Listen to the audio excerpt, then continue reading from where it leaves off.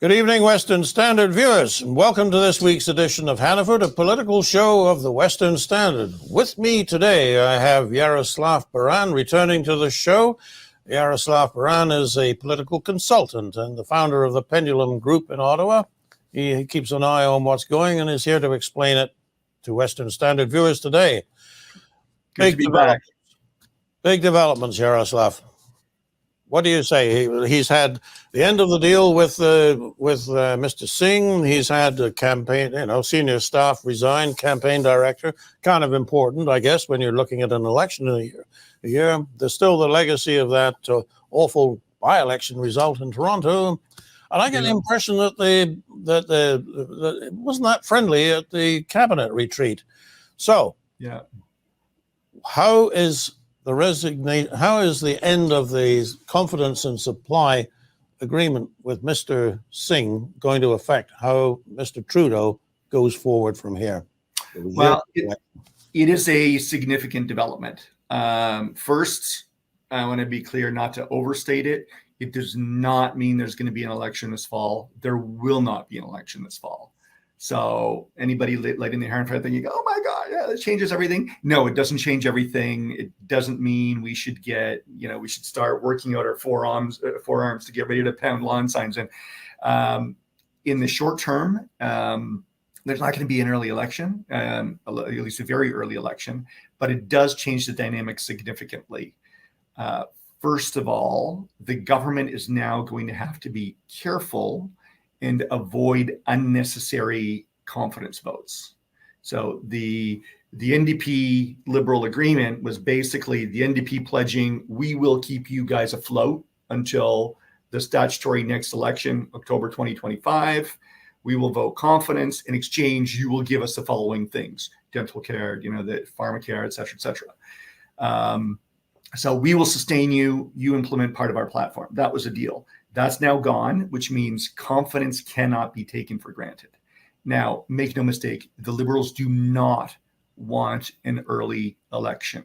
Their polling is in the toilet, and it has been for a year and a half. So the Liberals will do whatever they can to avoid an election. They're not going to take risks. They're not going to roll any dice. So that means minimizing confidence votes as much as they can. What does that mean practically? Things like, when you're a government, especially a fairly long in the tooth government, which I think is fair to say that this one is, and you're going into your last year, the last season before an election, it would have made sense to prorogue Parliament, open with a new throne speech, the trumpets, the red carpets, the Governor General reads the government's agenda. Yeah. You get a monopoly on media coverage, so you get to set the conversation. That's probably off the table now because that leads to a confidence vote. Parliament votes, do we accept this agenda or not? So that's one practical example of the kinds of confidence votes the government is going to try to avoid. There's a fall economic statement every year, and sometimes it's a statistical update. Here's the inflation rate, here's unemployment, here's what's going on. Sometimes it's basically a mini budget, and usually it's a mini budget. So there are new measures, confidence votes that come out of that. So these are the kinds of things the government is going to be thinking, okay, we've got to be really careful here. We want to minimize all risks that the government could fall, because they know that if the government falls and there's an election, they're toast. Not just toast, but they're going to lose 2/3 of their seats minimum. I hear talk of maybe being knocked down to 25 seats. That was somebody's poll last week. We're knocked down to 34 in 2011 by Mr. Harper. Is that really feasible? They could go that low? I'd be surprised if it hit the 20s, but there are very sophisticated systems that do algorithmic seat projections based on available polling. So this is not just somebody kind of fantasizing about what they'd like to see. Really sophisticated stuff doing this kind of modeling. And the latest modeling that I saw from 338canada.com, which somebody I put a lot of credence in, has the Liberals projected to win about 48 seats right now. Okay. And that's a huge drop. And I mean, back at the beginning of summer, the projections were 60 seats, 64 seats. So even a significant drop just over the course of this summer. So it's going to be, I mean, the polls are showing that the Liberals are in for a serious bruising.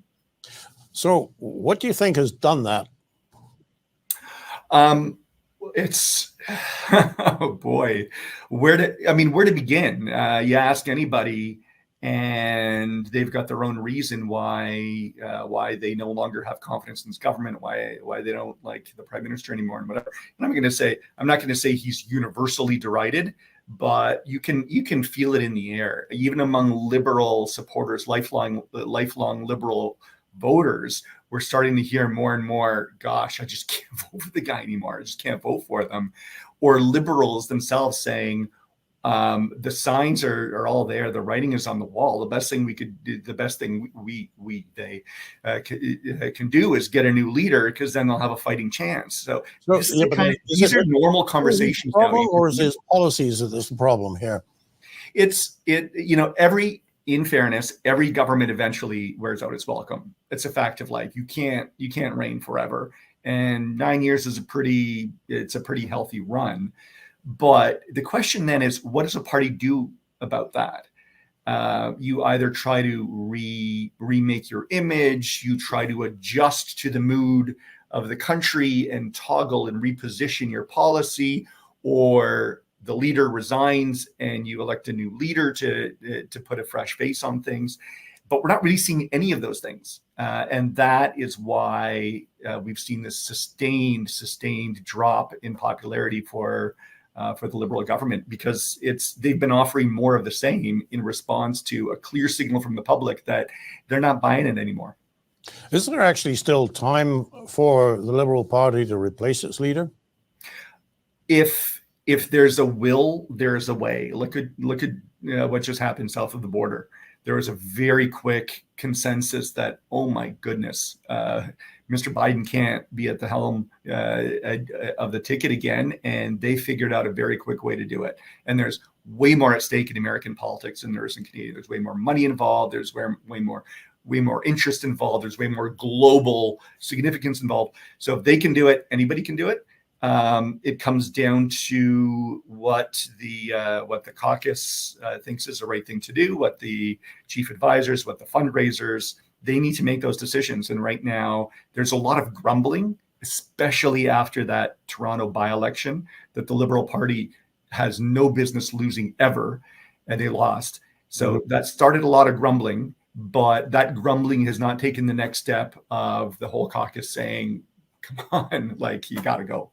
Now, you've made it very clear that you couldn't have been more emphatic that there won't be an election soon. Mm-hmm. And you've said why it wouldn't be in the interests of the Liberal Party to push it that way.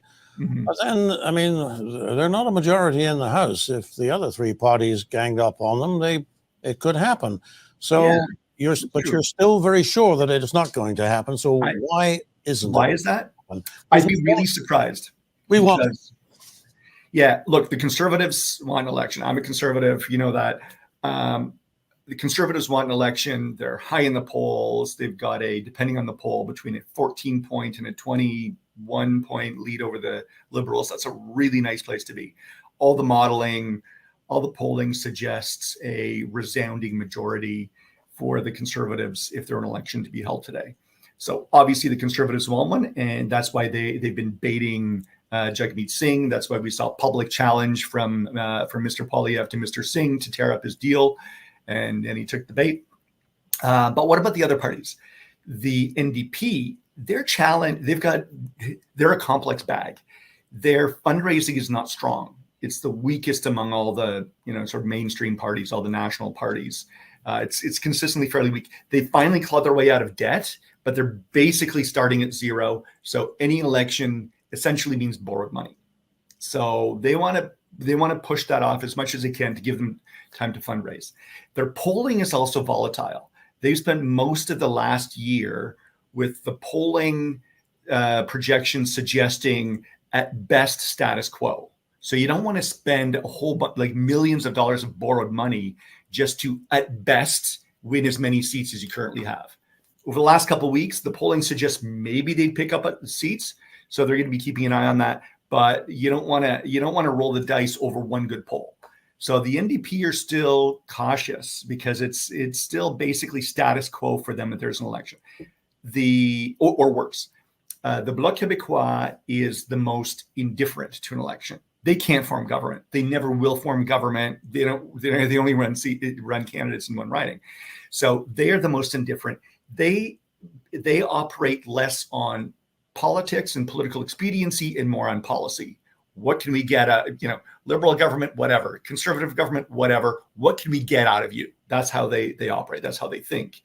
And that's why, interestingly, ironically, the Bloc Québécois is now going to be the easiest potential dance partner for the Liberals.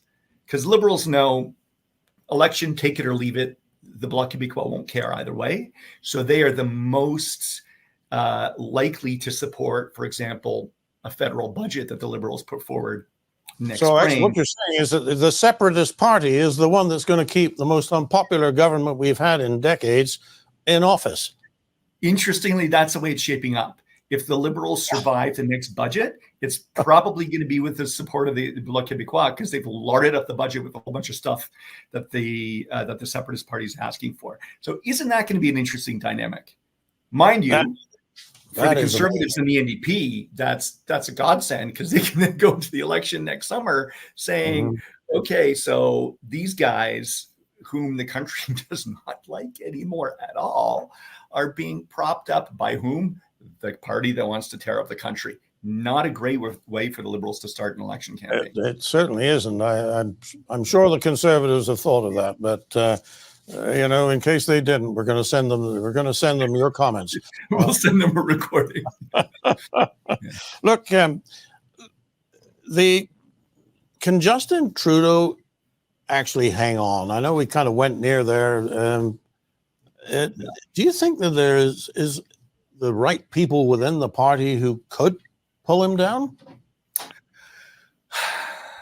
It's really tough to say. The general impression that one gets in Ottawa these days is that he can hang on for as long as he decides to hang on. Well, what about this low morale within the government that you were speaking of? What does that look like in practical terms? Yeah, morale is low, and they're getting trouble having volunteers. They're having trouble recruiting new people. The star staffers are always the first to leave. Whenever any political ship starts to sink, it's always the best people to leave first, because they've got the most options. They're the most attractive on the labor market. So then you're stuck with less experienced people and holes in staffing, and it just kind of starts to feed on itself. But the general consensus appears to be that he took the Liberal Party out of the wilderness. He's earned the right to stay for as long as he chooses to stay. Now, many Liberal MPs are quietly saying, but I hope he does go. But publicly, they're saying if he chooses to stay and fight one more election, that's his right. He's earned it.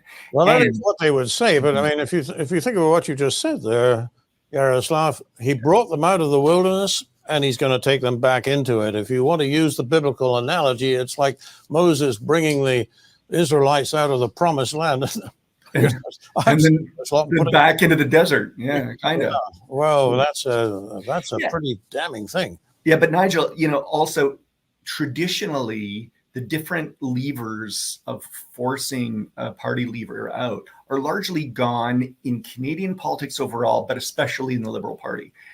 He hasn't left any independent power bases left. Mm-hmm. He no longer has an official Senate caucus. The group of elders who can tap you on the shoulder and say, "Young man, it's time to go for a walk and have a little chat." They're gone. He's broken down the regional power brokers. They're gone. He's eliminated them. Fundraising law in Canada means that there's not really any influence of big money anymore, where like in the States, in Washington, when the big donors say it's time to go, you have no choice. In Canada, corporations can't donate, unions can't donate, and individuals can only donate $1,700. So money doesn't talk in Canadian politics. It doesn't have the kind of ejection button leverage that we see in other countries. So there's not really anybody to force them out. There's no mechanism to do that. It's basically, if the caucus got together and said, look, this, this isn't working anymore. We're all going to lose our jobs if you stay at the helm of the party. Maybe. And it's heading in that direction, but it's not quite there yet. You know, it's interesting. You and I are both old enough to remember when that legislation came in, and we all thought that it would be a good thing if money didn't talk in Canadian politics. Well, right now, maybe I could make a case for it. Look, I want you to just sort of go in under the dome here and imagine that they made you an outrageously rich offer to advise them on how to get through the next election. Mr. Baran, put your conservatism on one side. You are the man. Tell us what to do, and we will do it. What would you tell them? Well, I mean, until this Jagmeet Singh thing happened, I would have advised them start the new year with a throne speech. You want to reset the agenda and a monopoly on communicating your vision. That's kind of off the table now, but that would have been a good place to start. But most importantly, it's got the government is going to have to start to pay attention to the reasons why they're unpopular. In fairness, they've started to do that. They've figured out why, cost of living, cost of housing. So that they finally clued in. The other parties have been talking about it for years. The government is finally clued in, and they're trying to do stuff there. The problem is it's too little, too late. They no longer have the credibility anymore. At least that's what it appears to be the case in the eyes of the public. So I'm not sure that there is any magic recipe to bring it back. They've started to do some of the only things available to them, which is borrowing policy proposals from the people who are popular. So they see Mr. Poilievre surging in the polls. And what has he been saying about housing? Well, maybe we cannot be increasing the population of Canada more quickly than we're building houses in Canada. The Liberals are starting to say, maybe that makes sense. Mr. Poilievre is saying we've got all kinds of surplus federal lands that are mothballed, just collecting cobwebs. Why don't we repurpose some of those for housing developments? Liberals have started to say the same thing. So they're starting to borrow the policies of the parties that are popular. But again, is it too little, too late? And there's always a risk, very fair risk, that voters are going to say, these guys actually believe that. That was their idea. You're kind of nicking that idea. Why would I vote for you if I can vote for the people who genuinely believe it and aren't just trying to emulate popular, smart, common sense ideas in a panic at the 11th hour? Actually, Yaroslav, to the degree that the problems you've just mentioned are consequences of their own explicit policies. Borrow money, you get inflation. You find that you have problems in the home market. Well, it's these are things even people who aren't really interested in politics can put that together. But what about a good old-fashioned lie? Pierre Poilievre has a secret agenda, and they're going to make abortion hard to get, and they're going to, all the usual things. They're funded by the Russians. It doesn't have to be true. Yeah. Brace yourself, Nigel. We're going to hear a lot more of that over the next year. So they're going to go dirty. Yeah, it's going to get really dirty. It's going to get nasty. It's going to get very nasty, probably nastier than we've ever seen it before. Yes. And real quick, because that's fear-mongering sometimes is the only card you have left. And in politics, parties play whatever cards they have. If you're a government and you desperately want to cling to power and you see yourself going out, you're going to play whatever cards you have. That is basically their only card left. They're going to portray Mr. Poilievre as an alt-right, far-right, whatever, you name it, anti-this, anti-that, anti the other thing. I've seen all these monikers come up against my party over the years. I've been involved in politics for 30 years, as you know. I've seen it all leveled against us over the years, and we're going to see it all again. So get ready for it. And there's some new dimensions too. I mean, I'm used to allegations from other parties of, anti-this, anti-that, or whatever. But now we're going to see new dimensions about foreign interference. He's a front for this foreign hostile government or that foreign hostile government or whatever. Brace yourself. It's coming, and it's going to be a not very pleasant political season between now and either late spring or fall of next year when the election is. Well, on that unhappy note, I guess we should conclude because we're out of time, and it's great to see you again, Yaroslav. Always a pleasure, Nigel. I think we're Anytime. going to be seeing quite a lot more of you in the days and months to come. So thank you for this. All right, take it easy. For the Western Standard, I'm Nigel Hannaford.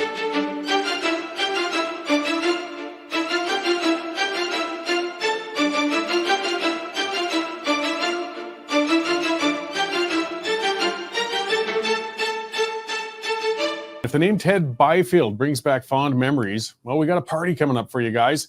On September 25th, Toasting Ted is what it's called. It's going to honor a great conservative who published Alberta Report news magazine. It's going to be bagpipes, singing, live auction stakes, speeches by Premier Smith, Preston Manning, Stephen Harper, quite a lineup. The Western Standard is the final incarnation or the latest incarnation of Alberta Report that Ted Byfield founded. And I mean, he was a great Albertan. He really made his mark on this province. And this evening of celebration for him is really going to be outstanding. You get there, toastingted.ca. That's the website. You can get your tickets. This one's going to sell out. I mean, again, if you want to see Smith, Manning, Harper, all in one spot, one night, be sure to get there.